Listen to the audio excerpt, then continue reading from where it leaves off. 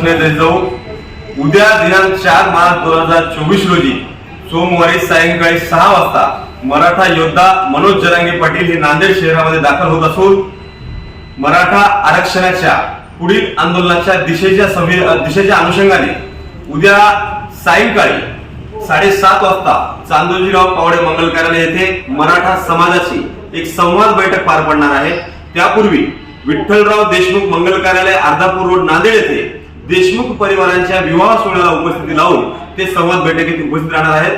नांदेड जिल्ह्यातील 16च्या 16 तालुक्यातील सर्व समाज बांधवांना एक नम्रतेचं आव्हान करण्यात येते की आपल्या संघर्ष योद्ध्याचे मनोगत ऐकण्यासाठी किंवा त्यांचे विचार ऐकण्यासाठी आपण हजारोंच्या संख्येने उद्या कार्यक्रमस्थळी उपस्थित राहायचे.